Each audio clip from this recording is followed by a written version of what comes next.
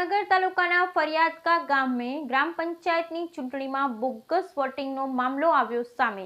ભાવનગર તાલુકાના ફરિયાદકા ગામ ખાતે ગ્રામ પંચાયતની ચૂંટણીમાં બોગસ વોટિંગનો મામલો આવ્યો સામે। ભાવનગર તાલુકાના ફરિયાદકા ગામ ખાતે ગ્રામ સરપંચની ચૂંટણીમાં કપિલભાઈ લાલજીભાઈ કોશિયા જે પોતે સાઉથ આફ્રિકા રહેતા હોય તેના નામથી ગ્રામ પંચાયતની ચૂંટણીમાં બોગસ વોટિંગ કરતા હોય તેવો મામલો સામે આવ્યો છે, જેને લઈ મોટો હોબાળો થવા પામ્યો। પોલીસ અધિકારીને જાણ કરતા પોલીસ દ્વારા એક તરફથી કાર્યવાહી કરતી હોય તેવા આક્ષેપ કરવામાં આવ્યા। લોકો દ્વારા કલેક્ટર, પ્રાંત અધિકારી, ચૂંટણી અધિકારીને ફરીવાર સરપંચની ચૂંટણી કરવા રજૂઆત કરવામાં આવી તથા જો બોગસ વોટિંગ થાય તો જવાબદાર અધિકારીઓને તાત્કાલિક સસ્પેન્ડ કરવાની માંગ કરવામાં આવી।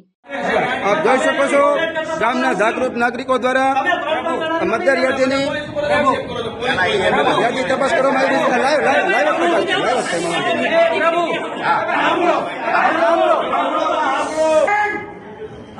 છે। જે ભાઈ મતદાન કરીને ગયા એ ભાઈ પોતાની સ્વેચ્છાએથી ફરીથી પાછા આવ્યા છે, એમની પ્રામાણિકતાથી, અને એમનો નંબર છે 146 કોશિયા રવિભાઈ। હવે ભૂલથી 145 માર્ક થયેલ છે, બીજો કોઈ પણ જાતનો 147 બાકી છે, 147 બાકી છે, તો એમાં મતદાન કરશે કે નહીં કરે? 147 માં મતદાન કરશે કે નહીં કરે? ભાઈ માસ્ટર સાહેબ ને સાંભળો પેલા તમારા પક્ષમાંથી કોણ હે ભાઈ? તમારા તમે પોતે ને હવે ભાઈ સામેનો પક્ષ હવે બીજા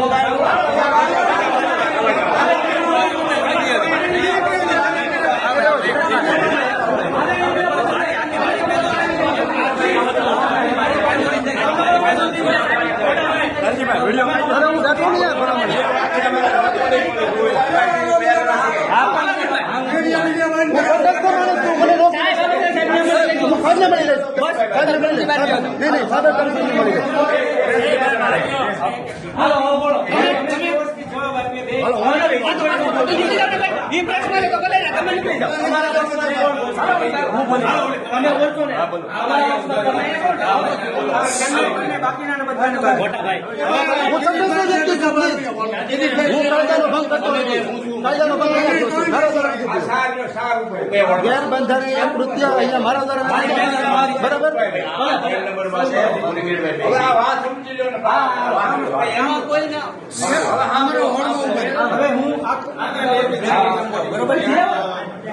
બોગસ વોટિંગ ચાલે છે અહીંયા બોગસ વોટિંગ ચાલે છે, બોગસ વોટિંગ છે વિદેશમાં છે ને એનું વોટિંગ અહીંયા થયું છે, કાયદેસર વિદેશમાં છે એનું વોટિંગ અહીંયા પડી ગયું છે અત્યારે નિકુલભાઈ।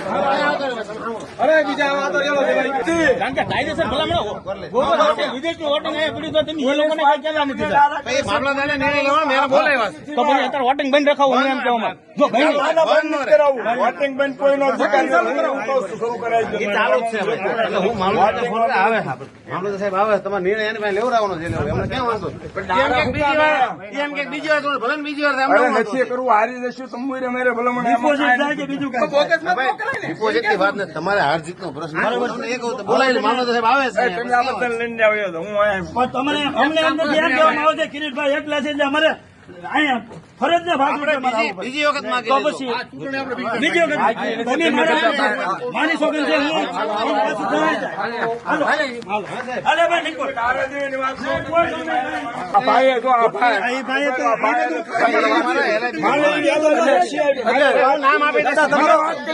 તમને નામ આપી ભાઈ નું દાદા તમારો પોલીસ અધિકારી સમક્ષ શું આક્ષેપ છે? આપણે ગુનાનો ભોગ બનનાર નિકુલભાઈ સમક્ષ આપણે પાછળથી જાણીએ કે નિકુલભાઈ સાથે શું અત્યાચાર થયો છે।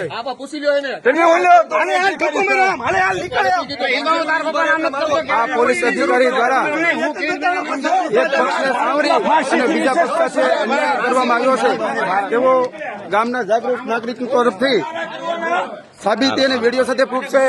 આ પોલીસ અધિકારી શ્રીએ એક પક્ષને સાવરી અને બીજા પક્ષ સાથે અન્યાય કર્યો તેવો આક્ષેપ કરવામાં આવે છે, જેની